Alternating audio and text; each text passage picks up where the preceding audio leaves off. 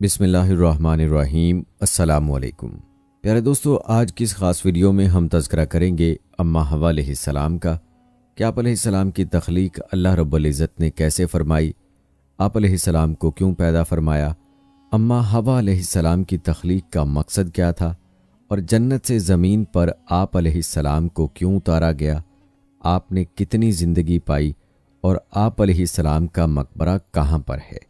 تمام تر تفصیلات آپ کو بتائیں گے، ویڈیو کو آپ نے سکپ نہیں کرنا اور آخر تک لازمی دیکھنا ہے۔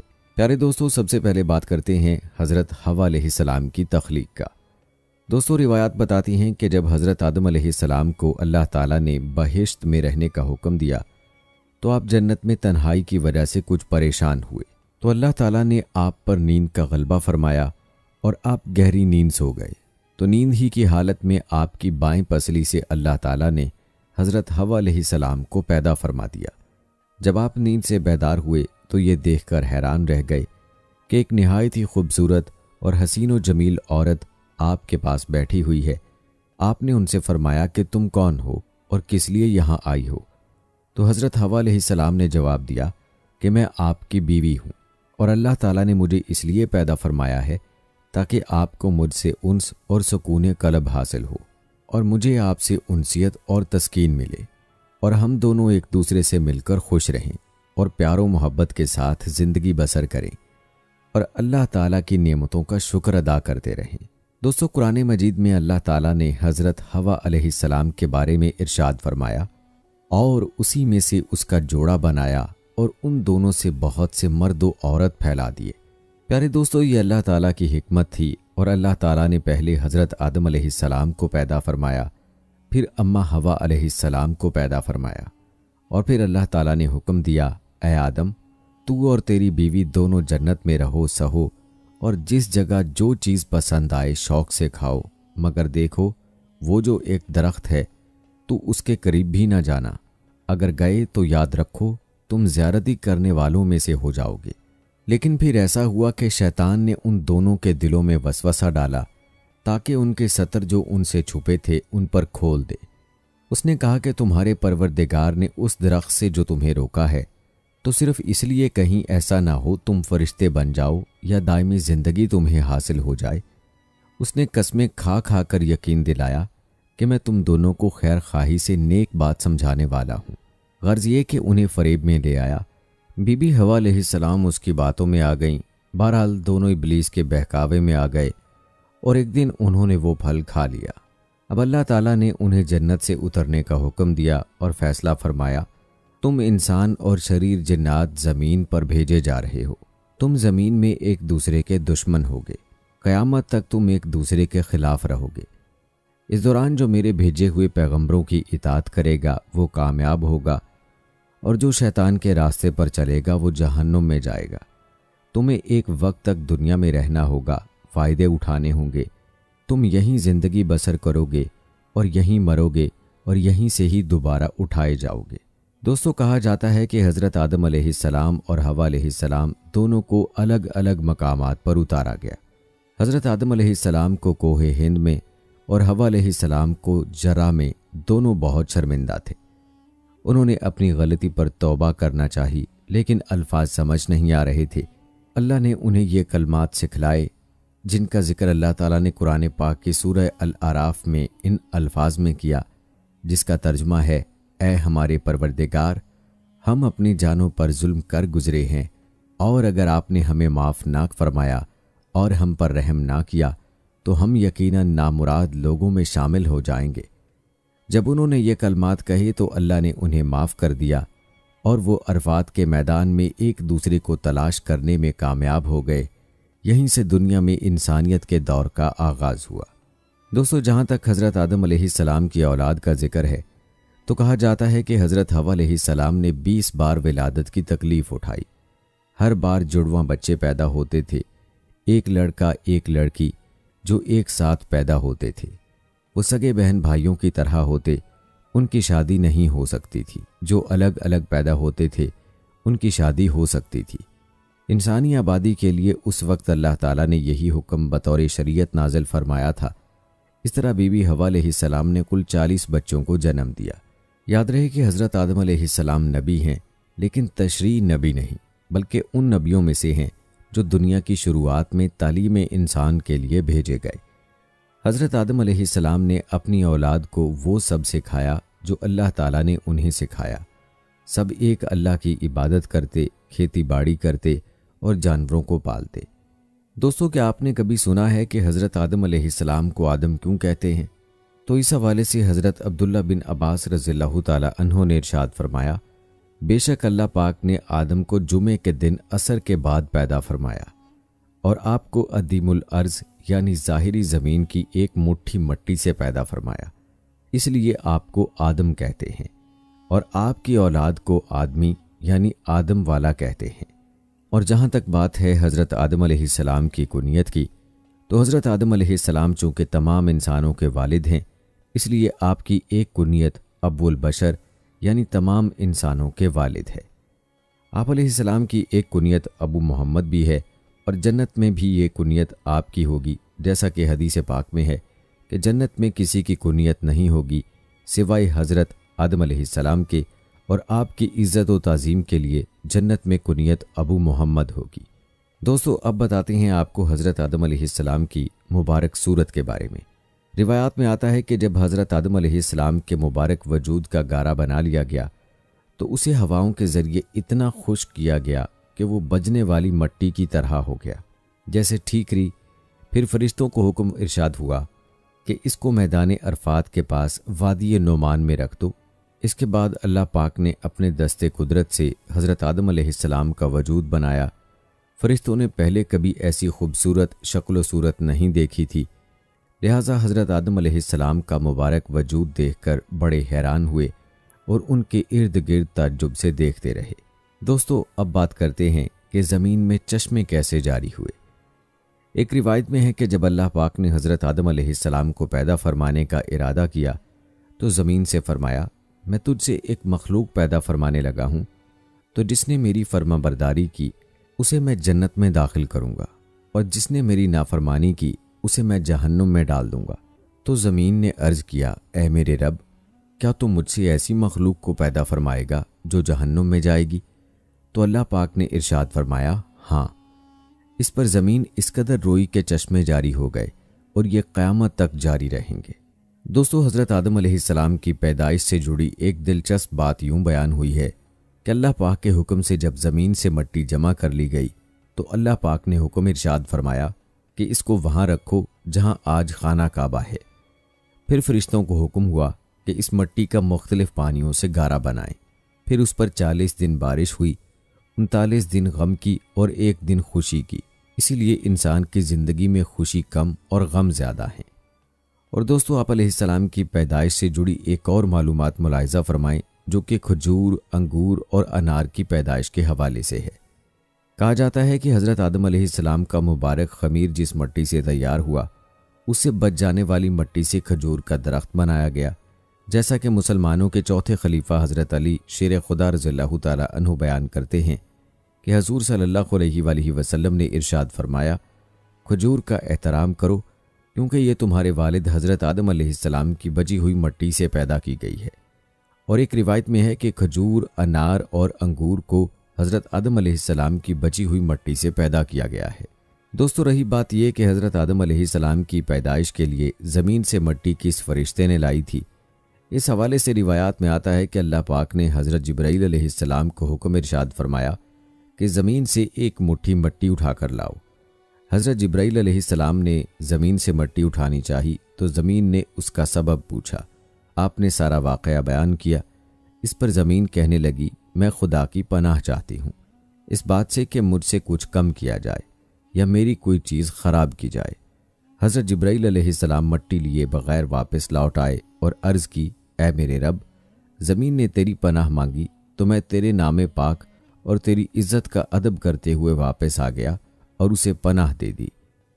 پھر اللہ پاک نے حضرت میکائیل علیہ السلام کو بھیجا تو انہوں نے بھی اسے پناہ دے دی اور بارگاہ الہی میں وہی عرض کی جو حضرت جبرائیل علیہ السلام نے کی تھی۔ پھر اللہ پاک نے حضرت اسرافیل علیہ السلام کو بھیجا تو وہ بھی اسی طرح واپس آ گئے۔ پھر حضرت عزرائیل علیہ السلام کو بھیجا جب زمین نے ان سے پناہ مانگی تو انہوں نے فرمایا میں اس بات سے اللہ پاک کی پناہ مانگتا ہوں کہ اس کے حکم پر عمل کیے بغیر واپس چلا جاؤں۔ چنانچہ انہوں نے زمین سے مٹی لے لی تو اللہ پاک نے روح قبض کرنے کا کام بھی انہی کے ذمے لگایا کہ تم نے ہی اس مٹی کو زمین سے الگ کیا ہے، تم ہی اس کو ملانا، اور ان کا نام ملک الموت یعنی موت کا فرشتہ رکھا گیا۔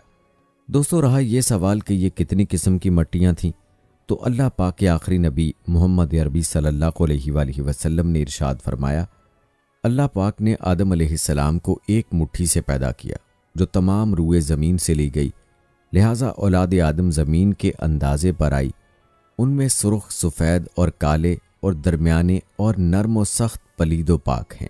بعض حضرات نے فرمایا کہ حضرت آدم علیہ السلام کی مٹی میں 60 قسم کے رنگ شامل تھے، وہ تمام آپ کے اولاد میں پائے جاتے ہیں۔ دوستو، اب آپ کو یہ بتاتے ہیں کہ حضرت آدم علیہ السلام کی پیدائش کس دن ہوئی اور جمعہ کو جمعہ کہنے کی وجہ کیا ہے۔ دوستو، یاد رہے کہ جمعہ کے معنی ہے مجتمع ہونا، مکمل ہونا۔ جمعہ کو جمعہ اسی لیے کہتے ہیں کہ اس دن میں حضرت آدم علیہ السلام کے جسم شریف کی تکمیل ہوئی۔ فرمان نبی صلی اللہ علیہ وآلہ وسلم ہے کہ بہترین دن جس میں سورج نکلے وہ جمعہ کا دن ہے۔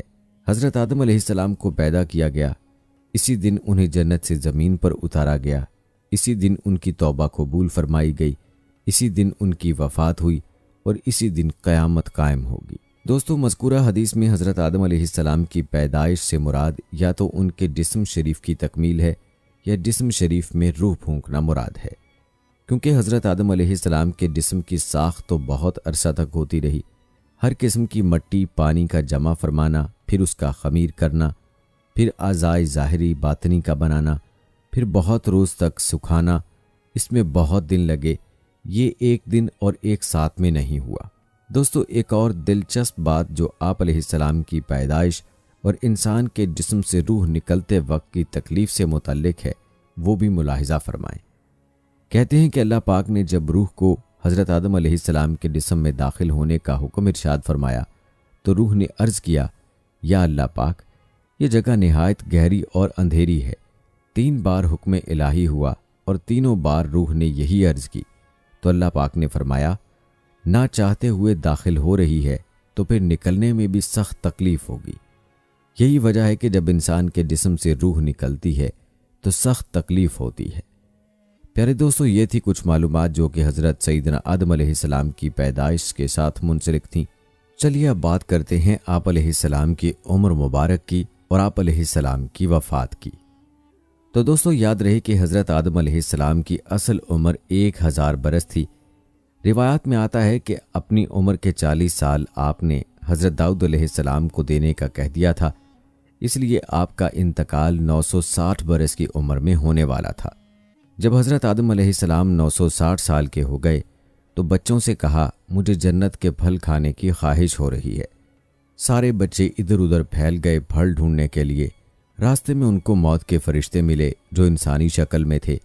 انہوں نے کہا کہ واپس جاؤ، حضرت آدم علیہ السلام کی موت کا وقت قریب ہے۔ فرشتوں نے حضرت آدم علیہ السلام کی روح قبض کی، غسل دیا، خوشبو لگائی اور دفنا دیا۔ آپ کی موت کے بعد حضرت شیس علیہ السلام کے سر پر نبوت و خلافت کا تاج سجایا گیا۔ تو آئیے دوستو، آپ کو شیس علیہ السلام کا مکمل واقعہ سناتے ہیں، ان کی زندگی کے حالات و واقعات تفصیل کے ساتھ آپ کو بتاتے ہیں، لہٰذا آپ نے ویڈیو کو سکپ نہیں کرنا اور ہمارے ساتھ آخر تک جڑے رہنا ہے۔ دوستو، روایات کے مطابق حضرت شیس علیہ السلام حسن و جمال، شکل و صورت اور عادات و اطوار میں اپنے والد حضرت آدم علیہ السلام سے بہت مشابہ تھے۔ حضرت آدم علیہ السلام اور حضرت حوا علیہ السلام کو آپ سے بہت محبت تھی، کیونکہ آپ کے لیے حضرت آدم اور اماں حوا علیہ السلام نے بہت دعائیں کی تھیں، اس لیے اماں حوا علیہ السلام نے آپ کا نام شیس رکھا، جس کے عربی میں معنی عطیہ خداوندی کے ہیں، یعنی اللہ تعالیٰ کی جانب سے عطیہ کیا گیا خوبصورت و خوبصیرت تحفہ۔ دوستو، کہتے ہیں کہ حضرت آدم علیہ السلام کے بیٹے قابیل نے اپنے بھائی حابیل کو قتل کر دیا تو اللہ تعالیٰ نے اسے کوے کے ذریعے بھائی کی لاش دفنانے کا طریقہ بتایا، جس پر عمل کرتے ہوئے اس نے لاش دفنا دی۔ قابیل کو اس بات کا خوف تھا کہ والد اس پر غصہ کرے گا، لہٰذا وہ یمن فرار ہو گیا، جہاں اس نے سکونت اختیار کی اور بعد ازاں اس نے شادیاں بھی کیں جس سے اولاد کثیر پیدا ہوئی۔ قابیل نے اپنے والد کے دین حق سے بغاوت کر کے پہلے آتش پرستی شروع کی، پھر شیطان نے اسے پتھر سے بت بنانے کا طریقہ سکھا دیا۔ یوں قابیل اور اس کی اولاد نے ایک اللہ کو چھوڑ کر بت پرستی شروع کر دی۔ جب حضرت آدم علیہ السلام کو بیٹے کے قتل کی خبر ملی تو وہ بہت غم زدہ ہو گئے، کیونکہ حابیل نہایت سعادت مند، فرمانبردار، نیک اور شائستہ نوجوان تھا۔ اس کے انہی اوصاف حمیدہ کی بنا پر حضرت آدم علیہ السلام کو امید تھی کہ وہ اللہ کے دین کو آگے بڑھانے میں ان کا معاون و مددگار ثابت ہوگا۔ نیز بعض روایت کے مطابق حابیل کی شہادت کا بنیادی سبب یہی تھا کہ قابیل کو بھی اندازہ ہو چکا تھا کہ والد کے بعد نبوت کا تاج نیک سیرت حابیل ہی کے سر سجے گا، اور اسی حسد نے اسے بھائی کے قتل پر ابھارا۔ حابیل کے قتل کے بعد حضرت آدم علیہ السلام اور اماں حوا علیہ السلام بہت اداس رہا کرتے اور بیٹے کو یاد کر کے گھنٹوں آنسو بہایا کرتے تھے۔ حضرت آدم علیہ السلام اللہ تعالیٰ سے دعا فرمایا کرتے تھے کہ اے اللہ، مجھے ایسی اولاد عطا فرما جو تیرے دین کو دنیا میں پھیلانے میں میری معاون و مددگار ہو، اور میرے بعد بھی تیرے پیغام کو دنیا میں عام کرے، میری صحیح جانشین ہو اور دنیا میں تیری وحدانیت کی علمبردار ہو۔ اللہ تعالیٰ نے اپنے پیارے نبی کی دعاؤں کو شرف قبولیت بخشا اور ایک نیک صالح بیٹے کی بشارت سے مطلع فرمایا۔ چنانچہ کچھ ہی عرصے بعد حضرت شیث علیہ السلام پیدا ہوئے۔ حضرت آدم علیہ السلام اور اماں حوا علیہ السلام ان کی پیدائش پر بے حد خوش تھے۔ یہ حضرت آدم علیہ السلام کے تیسرے بیٹے تھے اور اس وقت ان کی عمر 130 سال تھی۔ اماں حوا علیہ السلام نے صاحبزادے کا نام شیث رکھا، جس کے عربی میں معنی عطیہ خداوندی کے ہیں، یعنی اللہ تعالیٰ کی جانب سے عطا کیا گیا خوبصورت و خوبصیرت تحفہ۔ حضرت شیث علیہ السلام حسن و جمال، شکل و صورت اور عادات و اطوار میں اپنے والد سے بہت زیادہ مشابہ تھے۔ حضرت آدم علیہ السلام اور حضرت حوا علیہ السلام کو آپ سے بہت محبت تھی۔ کہا جاتا ہے کہ حضرت آدم علیہ السلام حضرت شیث علیہ السلام کو ہر وقت اپنے ساتھ رکھتے۔ آپ علیہ السلام کو اس بات کا علم ہو چکا تھا کہ ان کی اولاد میں سے یہ بچہ ان کا جانشین ہوگا، چنانچہ انہوں نے شروع ہی سے ان کی تربیت پر خصوصی توجہ دی۔ آپ علیہ السلام حضرت شیث علیہ السلام کو جنت کا احوال سناتے، اچھے اور برے کی پہچان کرواتے۔ جوں جوں حضرت شیث علیہ السلام بڑے ہوتے گئے، ان کی پوشیدہ صلاحیتیں اور والدین کی تعلیم و تربیت رنگ لاتی رہی۔ حضرت آدم علیہ السلام نے ان کو درس و تدریس اور واعظ و تبلیغ کی خوبصورت اور منفرد طریقے سکھائے، انہیں دن رات کی گھڑیوں کی پہچان کروائی، ان اوقات میں ہونے والی عبادتوں کی تعلیم دی۔ اس کے علاوہ طوفان نوح کے بارے میں بھی آگاہ کیا جو کچھ عرصے بعد آنا تھا۔ حضرت آدم علیہ السلام اور حضرت حوا علیہ السلام کو حضرت شیث علیہ السلام سے بڑی امید تھی، جس کی بڑی وجہ یہ تھی کہ ان کا ایک بیٹا قتل ہو گیا، دوسرا شیطان کا پیروکار بن کر کفر کے راستے پر چل نکلا۔ اب اللہ کے دین کو آگے پھیلانے اور شیطان کے شر کا مقابلہ کرنے کے لیے حضرت آدم علیہ السلام کے بعد حضرت شیث علیہ السلام ہی تھے۔ چنانچہ جب حضرت آدم علیہ السلام کی وفات کا وقت قریب آیا تو انہوں نے حضرت شیث علیہ السلام کو اپنا خلیفہ اور جانشین نامزد کیا۔ 960 برس کی عمر میں حضرت آدم علیہ السلام نے وفات پائی۔ حضرت شیث علیہ السلام نے حضرت جبرائیل امین کے بتائے ہوئے طریقے کے مطابق والد حضرت آدم علیہ السلام کی تدفین کی۔ حضرت آدم علیہ السلام کی وفات کے بعد اللہ رب العزت نے حضرت شیث علیہ السلام کو نبوت کے عظیم منصب پر فائز فرمایا اور اولاد کثیر سے نوازا۔ پھر یہ کہ ان کی اولاد نہایت فرمانبردار اور نیک بھی تھی، جو اپنے والد کے ساتھ تبلیغ دین کے کاموں میں مصروف رہتی۔ روایت میں ہے کہ اللہ تعالیٰ نے اپنے پیغمبروں پر 100 صحیفے نازل کیے اور 4 کتابیں۔ ان 100 صحیفوں میں سے 50 صحیفے حضرت شیث علیہ السلام پر اترے۔ گو کہ قرآن کریم میں جن 25 انبیاء کرام علیہ السلام کے اسماء گرامی مذکور ہیں، ان میں حضرت شیث علیہ السلام کا نام شامل نہیں، تاہم احادیث مبارکہ میں ان کے نبی ہونے کی صراحت کے ساتھ ذکر ہے۔ حضرت شیث علیہ السلام نے اپنی پوری زندگی والد کی دی ہوئی تربیت کے تحت اللہ تعالیٰ کے دین کی سربلندی میں صرف کی۔ آخری عمر میں زیادہ ضعیف ہونے کی وجہ سے گوشہ نشین ہو گئے تھے، لیکن اولاد آپ علیہ السلام کے کام کو آگے بڑھاتی رہی۔ حضرت شیث علیہ السلام اپنے بھائی قابیل کی اولاد کے کفر و شرک میں مبتلا ہونے اور شیطان کا اعلی کار بنے رہنے کی وجہ سے بڑے فکر مند رہتے تھے اور انہیں راہ راست پر لانے کی کوششوں میں لگے رہتے تھے، جنہوں نے اپنے باپ قابیل کی شکل کے بت بنا کر اس کی پوجا شروع کر دی تھی۔ روایت میں ہے کہ دنیا میں موجود تمام انسان یعنی بنی آدم علیہ السلام حضرت شیث علیہ السلام ہی کی اولاد ہیں، کیونکہ حابیل تو محض 20 برس کی عمر میں اپنے بھائی قابیل کے ہاتھوں شہید کر دیے گئے تھے اور انہوں نے کوئی وارث بھی نہیں چھوڑا تھا، جبکہ دوسرے بیٹے قابیل کی اولاد شیطان کے پیروکار، اللہ کی نافرمان اور کفر پر گامزن تھی، جسے طوفان نوح میں غرق کر دیا گیا تھا۔ حضرت شیث علیہ السلام لوگوں کو نصیحت فرمایا کرتے تھے کہ سچا مومن وہ ہے جو اللہ تعالیٰ کو پہچانتا ہو، نیک اور بد کو جانتا ہو، بادشاہ وقت کا حکم بجا لاتا ہو، والدین کے حقوق ادا کرتا ہو اور ان کی خدمت کرتا ہو، صلہ رحمی کرتا ہو، غصے پر قابو رکھتا ہو، محتاجی اور مسکینوں کے ساتھ حسن سلوک سے پیش آتا ہو، گناہوں سے پرہیز کرتا ہو، مصیبت کے وقت صبر کرتا ہو اور اللہ تعالیٰ کی نعمتوں پر اس کا شکر ادا کرتا ہو۔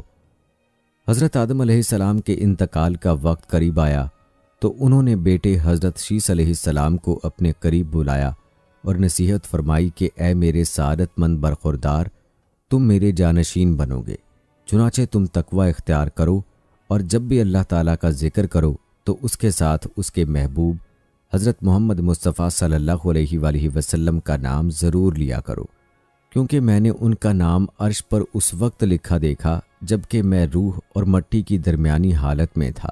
پھر میں نے تمام آسمانوں کا چکر لگایا تو بارگاہ رب العزت میں آپ صلی اللہ علیہ وآلہ وسلم کی شان محبوبیت کا یہ عالم دیکھا کہ نام پاک محمد صلی اللہ علیہ وآلہ وسلم اللہ تعالیٰ کو اتنا پیارا ہے کہ آسمانوں میں کوئی ایسی جگہ نہیں جہاں یہ نام مبارک نہ لکھا ہو۔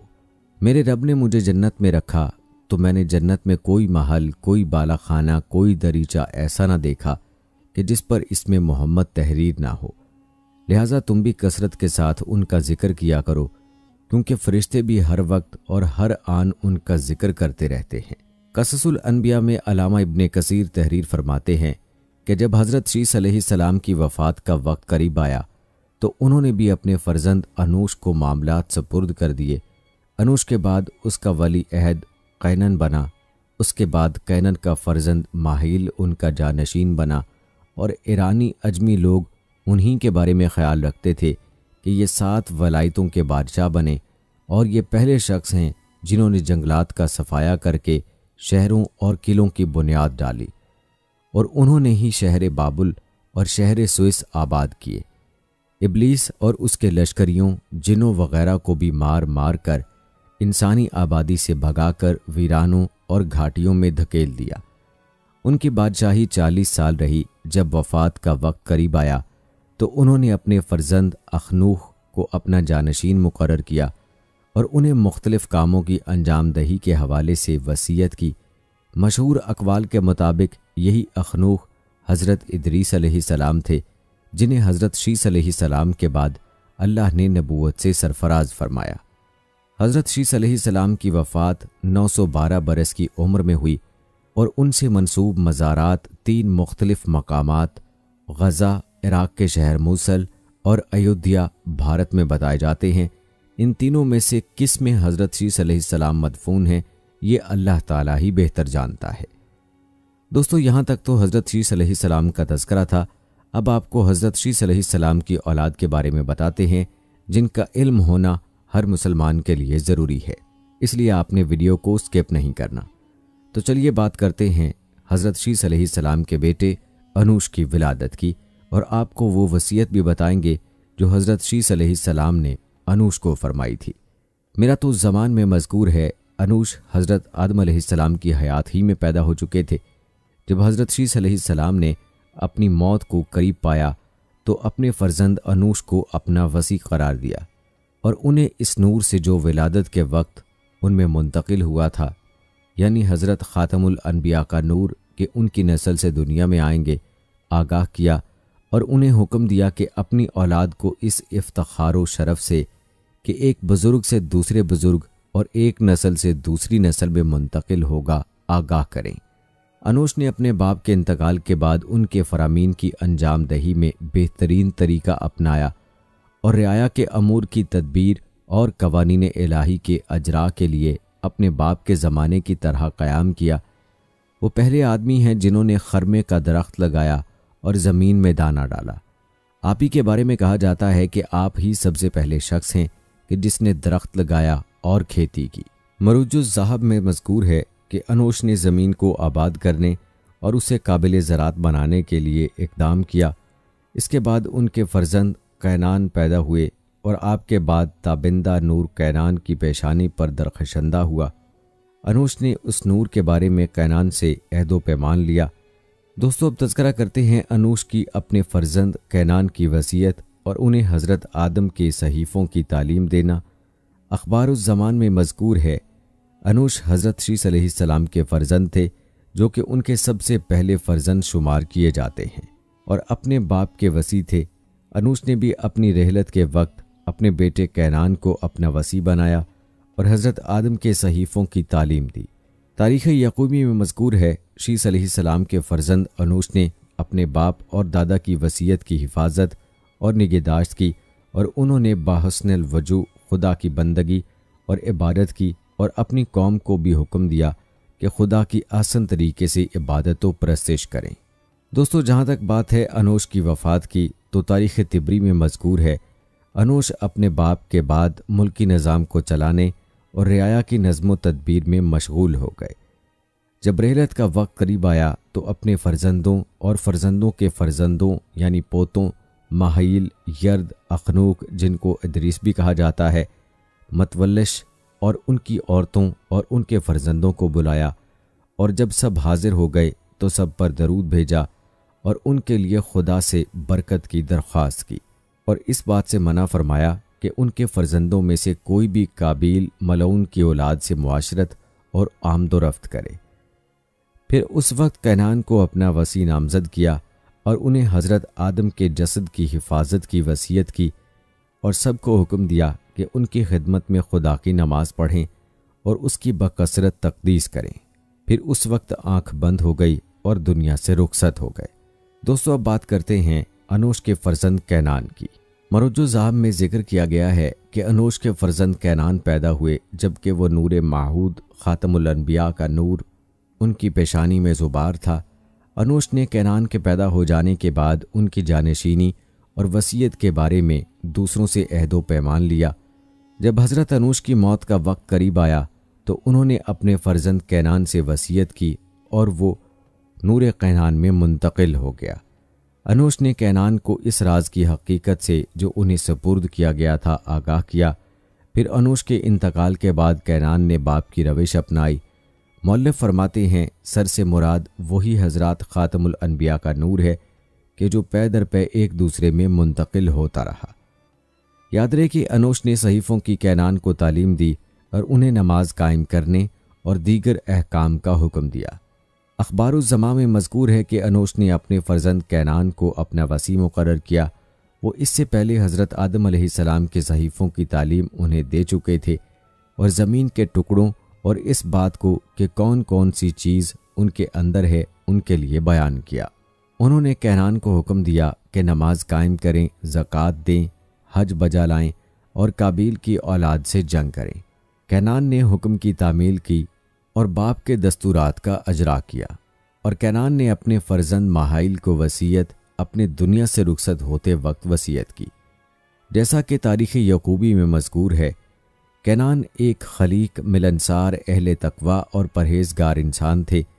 اپنے باپ کے بعد وظائف کے انجام دینے کے لیے اٹھ کھڑے ہوئے اور اپنی قوم کو خدا کی اطاعت و فرما برداری اور اس کی عبادت کرنے اور حضرت آدم علیہ السلام اور حضرت شیس علیہ السلام کی وصیتوں کی پیروی کا حکم دیا۔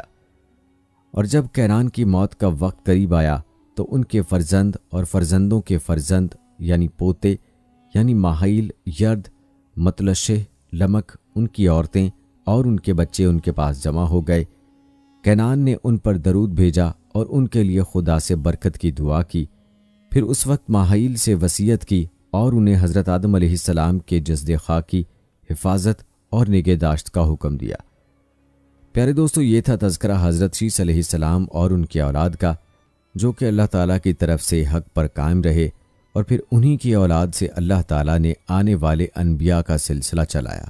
دوستو، یہ تھا تذکرہ حضرت آدم علیہ السلام اور ان کے بیٹے حضرت شیس علیہ السلام کا۔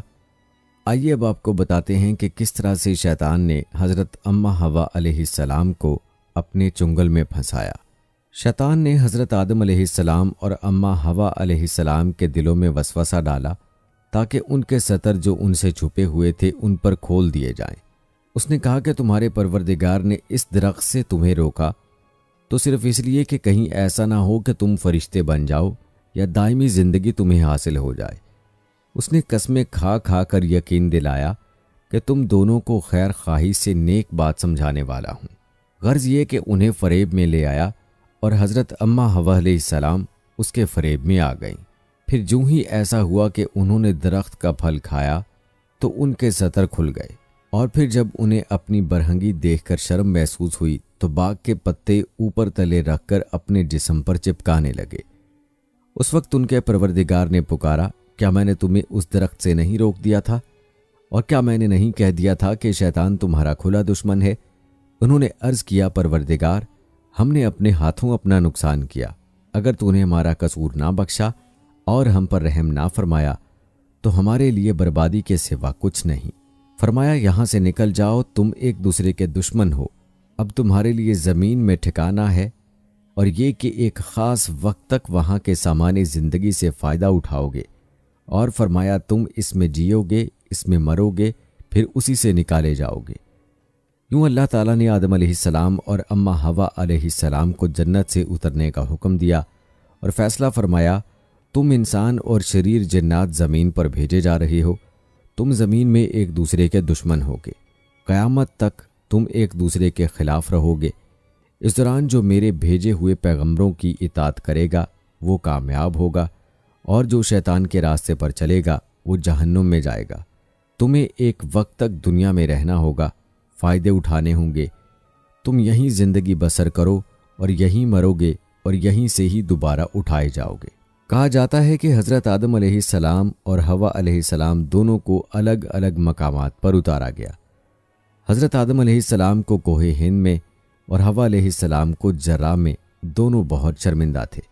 انہوں نے اپنی غلطی پر توبہ کرنا چاہی، لیکن الفاظ سمجھ نہیں آ رہے تھے۔ اللہ نے انہیں کلمات سکھائے، اے ہمارے پروردگار، ہم اپنی جانوں پر ظلم کر گزرے ہیں، اور اگر آپ نے ہمیں معاف نہ فرمایا اور ہم پر رحم نہ کیا تو یقیناً ہم نامراد لوگوں میں شامل ہو جائیں گے۔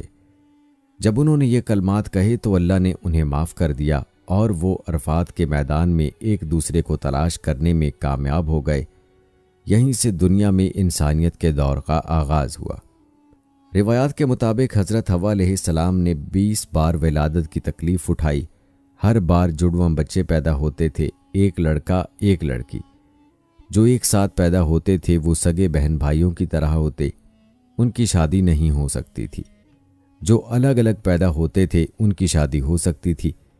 انسانی آبادی کے لیے اس وقت اللہ تعالیٰ نے یہی حکم بطور شریعت نازل فرمایا تھا۔ اس طرح بی بی حوا نے کل 40 بچوں کو جنم دیا۔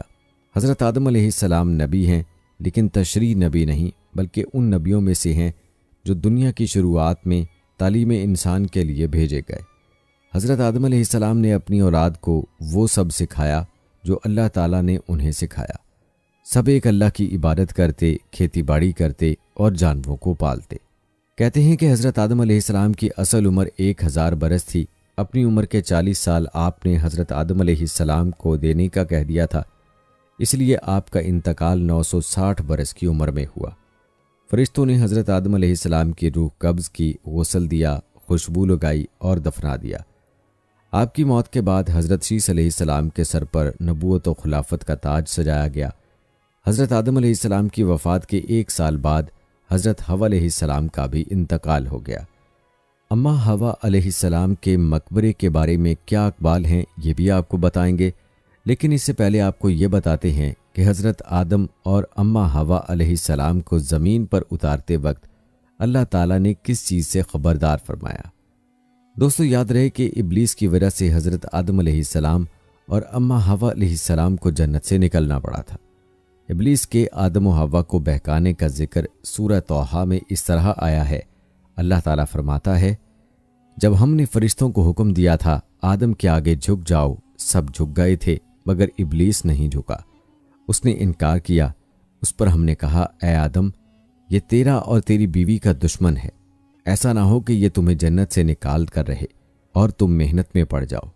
तुम्हारे लिए अब ऐसी जिंदगी है कि ना तो उसमें भूखे रहते हो न बरहना, ना तुम्हारे लिए प्यास की जलन है न सूरज की तपिश। लेकिन फिर शैतान ने आदम को वसवसे में डाला।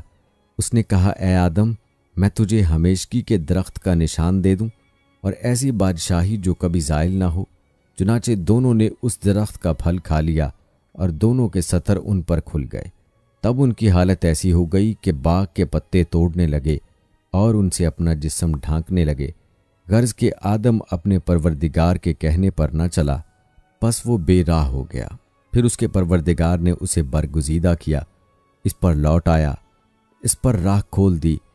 चुनाचे अल्लाह ताला ने हुक्म दिया, तुम दोनों इकट्ठे यहाँ से निकल चलो, तुम में से एक दूसरे का दुश्मन है।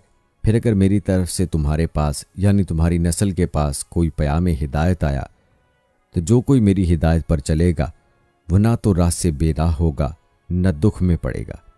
प्यारे दोस्तों, आपने मुलाहिजा किया कि शैतान ने तकब्बुर किया और अल्लाह की नाफरमानी करके अल्लाह ताला की लानत का मुस्तहिक हुआ। और चूंकि हज़रत आदम अलैहिस्सलाम को सजदा ना करने पर उससे उसका मकाम व मर्तबा लिया गया तो वो हज़रत आदम अलैहिस्सलाम और अम्मा हवा अलैहिस्सलाम का दुश्मन बन गया और क़यामत तक ये औलाद आदम का दुश्मन ही रहेगा। याद रहे कि जन्नत में तो आदम अलैहिस्सलाम और हवा अलैहिस्सलाम किसी चीज़ की फ़िक्र न थी, न खाने पीने की न लिबास की। लेकिन जैसे ही दुनिया में उतारे गए तो आपको हर तरह की फ़िक्रें लाहक हो गईं और अब आपको अपनी मेहनत से अपनी प्यास और भूख मिटानी थी और लिबास की भी फ़िक्र करनी थी। लिबास के बारे में इरशाद फरमाया, ऐ औलाद आदम, हमने तुम पर लिबास उतारा है ताकि तुम्हारे जिस्म के काबिल शर्म हिस्सों को ढांके और तुम्हारे लिए जिस्म की हिफाजत और जीनत का जरिया भी, और बेहतरीन लिबास तकवा का लिबास है। प्यारे दोस्तों, यहाँ अल्लाह ताला ने औलाद आदम के लिए दो तरह के लिबासों का जिक्र फरमाया है। एक लिबास वो जो इंसान को सतर छुपाने के लिए है और ज़ाहरी जीनत के लिए है, और फरमाया कि असल लिबास तो तकवा है, यानी ज़ाहरी लिबास भी ज़रूरी है लेकिन तकवा का होना उससे भी ज़्यादा ज़रूरी है, क्योंकि तकवा ही इंसान को शैतान और नफ्स की पैरवी से बचा सकता है। और साथ ही अल्लाह ताला ने औलाद आदम को शैतान के फितनों से भी खबरदार फरमाया है, जैसा कि सूरह अल अराफ में इरशाद है, ए बनी आदम, ऐसा ना हो कि शैतान फिर तुम्हें इसी फितने में मुब्तला कर दे जिस तरह उसने तुम्हारे वालिदैन को जन्नत से निकलवा दिया था और उनके लिबास उन पर से उतरवाए थे ताकि उनकी शर्मगाहें बेपर्दा हो जाएं।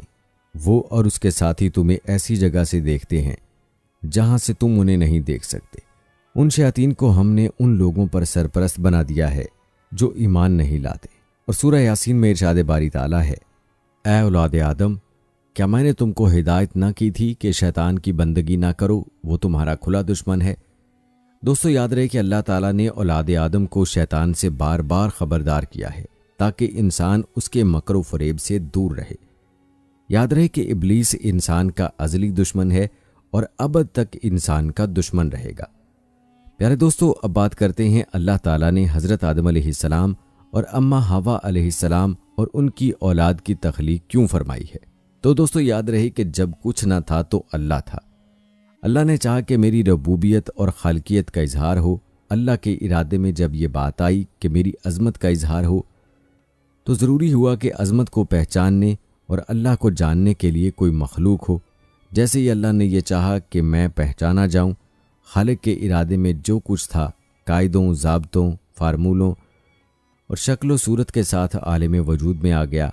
आलम वजूद का नाम कायनात है। कायनात एक ऐसे ख़ानदान का नाम है जिसमें बेशुमार अनवा एक कुनबे की हैसियत रखती हैं। दोस्तों, अज़मत और रबूबियत और खालकियत के इजहार के लिए ज़रूरी था कि कोई मखलूक ऐसी हो जो हिकमत कायनात के रमूज से वाकिफ़ हो। वाकफियत के लिए लाजम था कि मखलूक उन सफ़ात की हामिल हो जो कायनात की तख्लीक में काम कर रही हैं। इस मकसद के लिए अल्लाह ने इंसानों को अपनी सिफ़ात पर तख्लीक किया है اور اسے ان صفات کا علم تھا عطا کر کے خلافت و نیابت سے سرفراز کیا۔ دوستو سورہ بقرہ میں یہ واقعہ تفصیل کے ساتھ مذکور ہے کہ اللہ نے جب آدم علیہ السلام کی تخلیق کا تذکرہ فرمایا اور انہیں بتایا کہ میں زمین پر اپنا نائب بنانے والا ہوں، تو فرشتوں نے عرض کیا کہ اگر آدم علیہ السلام کی پیدائش کا مقصد یہ ہے کہ آدم رات دن تیری عبادت کرے گا اور تیری عظمت و بزرگی بیان کرے گا، تو ہم پہلے سے ہی اس کام کے لیے موجود ہیں۔ ہم ہر لمحہ تیری حمد و ثنا میں لگے رہتے ہیں اور بغیر کسی حیل و حجت کے تیرا حکم بجا لاتے ہیں۔ اس مٹی کے پتلے سے فتنہ و فساد کی بو آتی ہے۔ تو اللہ تعالیٰ نے فرشتوں کی بات کو رد نہیں کیا اور ارشاد فرمایا کہ میں جانتا ہوں وہ تم نہیں جانتے۔ پیارے دوستو، پھر اللہ نے آدم علیہ السلام کو تخلیق کائنات کے رموز اور فارمولوں کا علم عطا کر کے فرشتوں کے سامنے پیش کیا اور فرشتوں سے کہا کہ اگر تم حکمت کائنات سے واقف ہو تو بیان کرو۔ فرشتوں نے عرض کیا ہم تو اتنا ہی جانتے ہیں جتنا آپ نے ہمیں سکھا دیا ہے، اور حقیقت میں علیم و حکیم آپ ہی ہیں۔ جب حضرت آدم علیہ السلام نے فرشتوں کے سامنے اللہ کے عطا کردہ علم کا مظاہرہ کیا تو اللہ نے فرمایا میں نے نہ کہا تھا کہ تم کو مجھ کو معلوم ہے پردے آسمان زمین کے، اور معلوم ہے جو تم ظاہر کرتے ہو اور جو چھپاتے ہو۔ شرف انسان پر مہر تصدیق ثبت کرنے کے لیے اللہ تعالیٰ نے فرشتوں کو حکم دیا کہ وہ حضرت آدم علیہ السلام کو سجدہ کر کے ان کی حاکمیت کو تسلیم کر لیں۔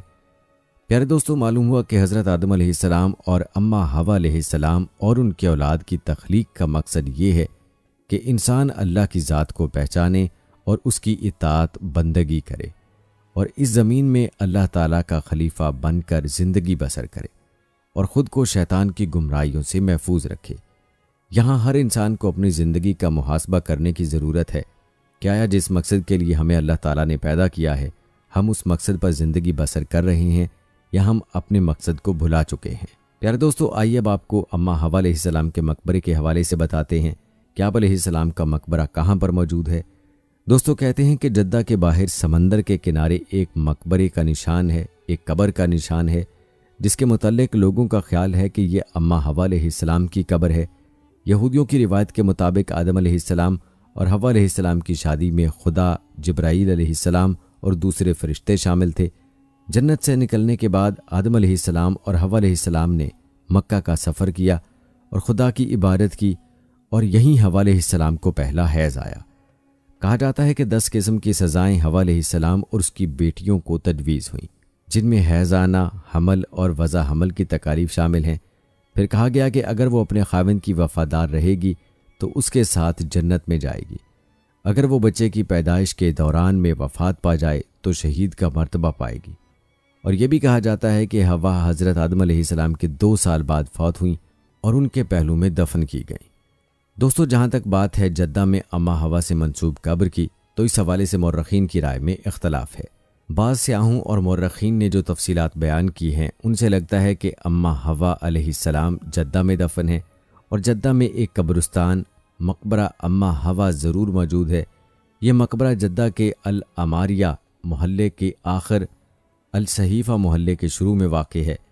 بعض مورخین کا دعویٰ ہے کہ یہی وہ مقبرہ ہے جہاں اماں حوا علیہ السلام دفن ہیں، اسی لیے اس کا نام مقبرہ اماں حوا پڑ گیا ہے۔ دوستو یہ تھی ہماری آج کی ویڈیو۔ جانے سے پہلے ویڈیو کو شیئر ضرور کیجیے گا۔ پیارے دوستو، ہم یہ امید کرتے ہیں کہ آپ کو ہماری آج کی یہ ویڈیو ضرور پسند آئی ہوگی۔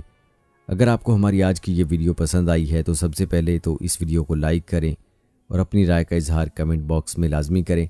آخر میں آپ سے ایک بار پھر درخواست ہے کہ آپ ہمارے چینل کو سبسکرائب کر لیں، ساتھ میں بیل نوٹیفیکیشن کو بھی آن کر لیں۔ ملتے ہیں اگلی ویڈیو میں، تب تک کے لیے مجھے اجازت دیں۔ فی امان اللہ۔